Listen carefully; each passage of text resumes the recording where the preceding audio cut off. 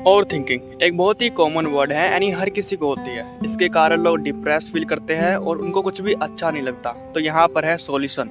आज की इस वीडियो में मैं आपको 3 पॉइंट्स के बारे में बताने वाला हूँ। नंबर 1, ओवर थिंकिंग क्या है, कैसे होती है। नंबर 2, ओवर थिंकिंग को कम कैसे करें। एंड नंबर 3, ओवर थिंकिंग को हमेशा के लिए खत्म कैसे करें। मैं अपने खुद के एक्सपीरियंस के हिसाब से बताऊंगा कि इसे ओवरकम कैसे करें। पहले मेरे को भी बहुत ही ज़्यादा ओवर थिंकिंग होती थी, लेकिन मैंने इसे काफ़ी हद तक कम किया है। कैसे किया है मैं आपको बताऊंगा इस वीडियो में। तो my name is Anshul Morwal and आप देख रहे हो श्री लैंड। तो चलिए शुरू करते हैं। एंड अब चलो बात करते हैं सबसे पहले पॉइंट के बारे में, जो है हमारा ओवर थिंकिंग क्या है, कैसे होती है। देखो, इसके 5 रीजंस हो सकते हैं जिनके कारण आपको ओवर थिंकिंग होती है। उनमें से सबसे पहला रीज़न है ज़्यादा एक्सपेक्टेशन। जब आप किसी से ज़्यादा एक्सपेक्टेशन रखते हो, मान लो आप कोई काम कर रहे हो और आपको वो काम बिल्कुल परफेक्टली चाहिए होता है। आप उस काम को बार बार करते हो, बार बार ट्राई करते हो उस काम को करने के लिए, लेकिन आपसे वो परफेक्ट होता नहीं है। तो इसको लेकर आप डिप्रेस फील करते हो, फिर आगे चल के आप इसके लिए ओवर थिंकिंग करते हो। तो आपको ज़्यादा एक्सपेक्टेशन नहीं रखनी है। नंबर 2 जो रीज़न है वो है फियर ऑफ फ्यूचर। देखो, अपने भविष्य की चिंता हर किसी को होती है। हर कोई अपने फ्यूचर के बारे में सोचता रहता है कि वो सोचता है कि उसका फ्यूचर आगे कैसा होने वाला है, उसका फ्यूचर आगे अच्छा होगा या फिर बुरा होगा। मेनली लोग पैसे के बारे में ही सोचते हैं कि वो आगे चल के कितना पैसा कमाने वाले हैं, कौन सी जॉब करने वाले हैं, जॉब से कितना कमाएंगे, क्या वो अपनी फैमिली को सेटिस्फाई रख पाएंगे, क्या वो अपनी फैमिली को खुश रख पाएंगे। इसको लेकर लोग डिप्रेस होते हैं। फिर आगे चल के इसको लेकर लोग ओवर थिंकिंग करते हैं। आपको अपने फ्यूचर के बारे में ज़्यादा नहीं सोचना है, सिर्फ अपने आज पे ध्यान दो। आप आज क्या बेहतर कर सकते हो ताकि आप अपने फ्यूचर को बेहतर देख पाओ। एंड नंबर 3 जो रीज़न है, पास्ट में जो कुछ भी हुआ उसको लेकर गिल्टी फील करना। देखो, पास्ट में जो कुछ हो गया सो हो गया, उसको लेकर आपको ज़्यादा नहीं सोचना है। मैं मानता हूँ आपके पास्ट में कुछ ऐसा हो गया होगा जिसके कारण आप डिप्रेस फील करते हो, लेकिन उसको बार बार अपने माइंड को याद दिलाना अच्छी बात नहीं है। आप बार बार अपने माइंड को याद दिला रहे हो कि मेरे साथ वो हुआ था, उसने ये कहा था मुझको, इसके कारण मैं इरिटेट फील कर रहा हूँ, मुझे अच्छा नहीं लग रहा। तो देखो, अपने पास्ट के बारे में मत सोचो, ना ही अपने फ्यूचर के बारे में सोचो। सिर्फ अपने आज पे ध्यान दो। आज आप क्या बेहतर कर सकते हो जिसके कारण आप अपने फ्यूचर को बेहतर बनाओ, और आज जो आपने अच्छा किया है आगे चल के आप अपने पास्ट को भी अच्छा देख सको। नंबर 4 है राइट डिसीजन मेकिंग प्रेशर। देखो, एक प्रेशर हर किसी को होता है कि वो इंसान सही फैसला लेता है तो हर किसी को अच्छा लगता है, वरना वो सबको गलत लगता है। देखो, सही फैसला लेना हर किसी के हक में होता है। हर कोई हर किसी से एक्सपेक्ट करता है कि वो सही डिसीजन ले, और लोग सही डिसीजन नहीं ले पाते हैं। 95% लोग अपने दिमाग से डिसीजन लेते ही नहीं हैं। 95% लोग रॉन्ग डिसीजन लेते हैं। मान लो आपके पास 2 रास्ते हैं, ए एंड बी, और आपने बी चूज़ किया और आगे चल के आपको पता चला कि ये रास्ता ही गलत है, और आप बी रास्ते से वापस आते हो, फिर आप ए पे चलते हो। इससे क्या हुआ, आपका टाइम वेस्ट हुआ और आपकी मंजिल भी बहुत दूर हो गई पहले से। तो ये राइट डिसीजन मेकिंग प्रेशर ही है। जबकि जब आपसे कोई क्वेश्चन पूछता है, उसका आंसर पूरा होने के बाद 5 से 10 सेकंड तक उसके आंसर को सोचो, फिर उसका आंसर दो। तो इसे कहते हैं राइट डिसीजन मेकिंग। तो आपको सही डिसीजन लेना है, लेकिन ज़्यादा समय नहीं लगाना है। कम समय में ही आपको डिसीजन लेना सीखना होगा। एंड नंबर 5 जो सबसे मेन रीज़न है जिसके कारण आप ओवर थिंकिंग करते हो, वो है लो कॉन्फिडेंस। मैं मानता हूँ लो कॉन्फिडेंस होने की वजह से लोग ओवर थिंकिंग करते हैं, और ये बात बिल्कुल जायज़ है। इसको लेकर भी मैं एक वीडियो बनाऊंगा कि अपना कॉन्फिडेंस कैसे बूस्ट करें, अपना कॉन्फिडेंस कैसे बढ़ाएं, जिसके कारण आप लोगों के सामने अच्छे से बोल पाएँ। तो इसको लेकर भी मैं एक वीडियो बनाऊंगा। लेकिन सबसे पहले आप ये जान लो कि लो कॉन्फिडेंस सबसे बड़ी वजह है ओवर थिंकिंग करने का। अगर आपने अपना कॉन्फिडेंस बूस्ट कर लिया, 99% चांस है कि आप अपनी ओवर थिंकिंग को काफ़ी हद तक कम कर सको। तो ये थे 5 रीज़न जिनके कारण आप ओवर थिंकिंग करते हो। और अब चलो बात करते हैं सेकंड पॉइंट के बारे में, जो है ओवर थिंकिंग को कम कैसे करें।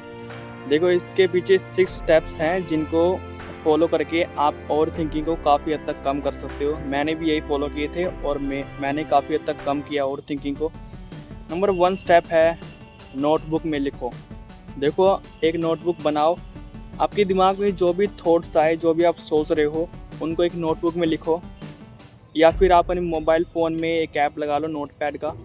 आपके जो भी थॉट्स, जो भी आप मन में सोच रहे हो, वो अपनी नोटबुक में लिखो। इससे क्या होता है, आपका दिमाग सोचता है कि इसके ऊपर बात हो चुकी है, इस टॉपिक के ऊपर बात हो चुकी है, अब इसके बारे में बात नहीं करना है। देखो, आपका दिमाग हर समय कुछ नया करना चाहता है, हर समय कुछ नया होना चाहिए दिमाग के लिए। अपने थॉट्स अपनी नोटबुक में या फिर एक नोटपैड ऐप में आप लिख लो, ताकि आपके दिमाग को ऐसा लगे कि इस टॉपिक के ऊपर बात हो चुकी है, अब कोई नया टॉपिक होना चाहिए बात करने के लिए।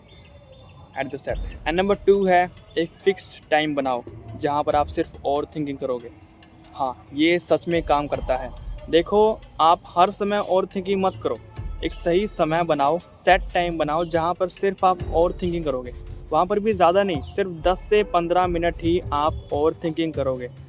इससे क्या होगा, धीरे धीरे आप इस चीज़ को कम करने लगोगे, आपकी ओवर थिंकिंग कम हो जाएगी, आप कम समय के लिए ओवर थिंकिंग करने लगोगे। एंड नंबर 3 है, एक्शन लो।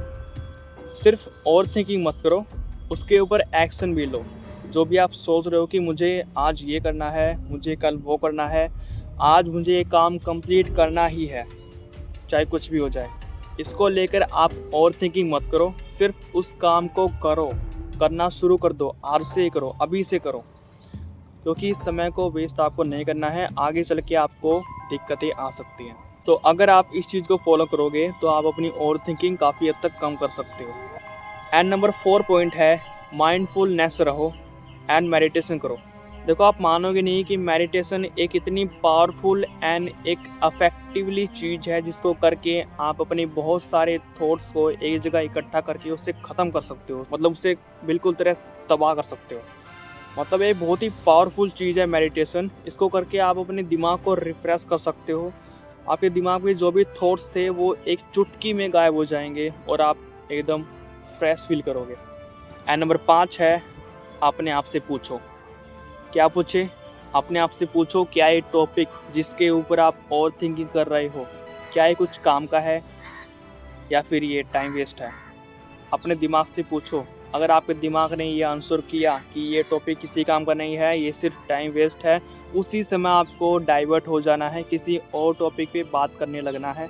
मैंने क्या कहा था, आपको किसी टॉपिक पे बात नहीं करना है, उस पर एक्शन लेना है। तो आपको किसी और टॉपिक पे एक्शन लेना है उसी समय पर।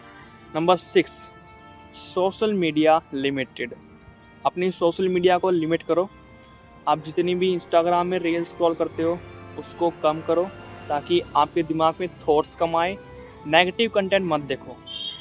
बहुत सारे लोग वो चीज़ देखते हैं जो बहुत ही ज़्यादा नेगेटिव है, वो चीज़ आपको नहीं देखनी है। इससे क्या होगा, आपके दिमाग में नेगेटिव थॉट्स बनेंगे, आप उसको लेकर ओवर थिंकिंग करोगे कि अगर ये मेरे साथ होता तो क्या होता। वो कंटेंट होता ना, क्या कहते हैं उसे, आपको सेंसिटिव कंटेंट नहीं देखना है, ना ही आपको नेगेटिव कंटेंट देखना है। सिर्फ पॉजिटिव रहो। पॉजिटिव रहोगे तो पॉजिटिव माइंड रहेगा। ओवर थिंकिंग से बचो। तो ये 6 स्टेप्स है जिनको फॉलो करके आप अपनी ओवर थिंकिंग को काफ़ी हद तक कम कर सकते हो। एंड अब चलो बात करते हैं हमारे 3rd पॉइंट के बारे में, जो है हमारा ओवर थिंकिंग को पूरी तरीके से ख़त्म कैसे करें। देखो, ये आसान तो नहीं है लेकिन नामुमकिन भी नहीं है। इसे पूरी तरीके से ख़त्म करना पॉसिबल है, लेकिन उसके लिए आपको 5 स्टेप्स फॉलो करने पड़ेंगे। तो कौन से वो 5 स्टेप्स हैं जिनको फॉलो करके आप ओवर थिंकिंग को पूरी तरीके से ख़त्म कर सकते हो? उनमें से नंबर 1 स्टेप है सेल्फ अवेयरनेस। तो जब भी आपको ऐसा लगे कि आप ओवर थिंकिंग कर रहे हो, उसी समय पर आपको स्टॉप लगा देना है, उसी समय पर आपको स्टॉप हो जाना है, आपको ओवर थिंकिंग नहीं करनी है। नंबर 2 है, जो चीज़ आपके कंट्रोल में नहीं है उसे अवॉइड करो, उसे छोड़ दो। देखो, हर चीज़ हमारे कंट्रोल में नहीं होती है, तो हमें वो चीज़ अवॉइड करना ही बेहतर होता है। नंबर 3 है फिजिकल एक्टिविटीज़। जिम करो, रनिंग करो, वॉकिंग करो, योगा करो या फिर डांस करो, कुछ भी करो, अपनी बॉडी को एक्टिव रखो ताकि आपका दिमाग, आपका माइंड रिलैक्स रहे। Number 4, healthy routine. अपनी रूटीन को हेल्दी बनाओ ताकि आपकी बॉडी फिट रहे और आपका माइंड रिलैक्स रहे। अच्छी नींद, अच्छा खाना, बेहतर रेस्ट, ताकि आप बेहतर फील कर पाओ और आप ओवर थिंकिंग भी ना कर पाओ। नंबर 5, किसी की हेल्प लो। अगर आपको ज़्यादा ही ओवर थिंकिंग हो रही है, आप इसे कम ही नहीं कर पा रहे हो, तो किसी की हेल्प लो, अपने दोस्तों के साथ बैठो, अपने दोस्तों से बातें करो, अपने फ्रेंड सर्कल में बैठो, उनसे बातें करो। तो ये 5 स्टेप्स है जिनको फॉलो करके आप इसे पूरी तरीके से ख़त्म कर सकते हो। लेकिन मेरे दोस्त ये आसान नहीं है, लेकिन ये नामुमकिन नहीं है। कोशिश करने से कुछ भी हो सकता है, आप कुछ भी कर सकते हो कोशिश करने से। एंड लास्ट में bonus tip, done is better than perfect. देखो ज़िंदगी में सब कुछ परफेक्ट होना या परफेक्ट कुछ भी होता नहीं है, सिर्फ हम मान लेते हैं। ज़िंदगी में कुछ भी परफेक्ट है ही नहीं, बस एक्शन लेने से आपको क्लैरिटी मिल जाती है। उसको लेकर आप ओवर थिंकिंग मत करो, बल्कि एक्शन लो, इससे आपको क्लैरिटी मिलेगी और क्लैरिटी सबसे ज़्यादा इम्पोर्टेंट होती है। तो आपको क्या करना है, सिर्फ एक्शन लेना है, ना ही ओवर थिंकिंग होगी, ना ही क्लैरिटी की कमी होगी। सो फाइनली मैं आशा करता हूँ कि आपको अपने सवाल का जवाब मिल गया होगा, आपको एक बेटर सेटिस्फेक्शन मिली होगी इस वीडियो को देखकर। देखो मेरे को भी पहले बहुत ही ज़्यादा ओवर थिंकिंग होती थी, लेकिन मैंने ये सभी स्टेप्स फॉलो किए जिसके चलते मैंने अपनी ओवर थिंकिंग को काफ़ी हद तक कम किया है। और आप भी कर सकते हो। टिक किया और सब्सक्राइब कर दिया, तो मैंने तो कर दिया सब्सक्राइब। बाय बाय, सब्सक्राइब करना मत भूलना।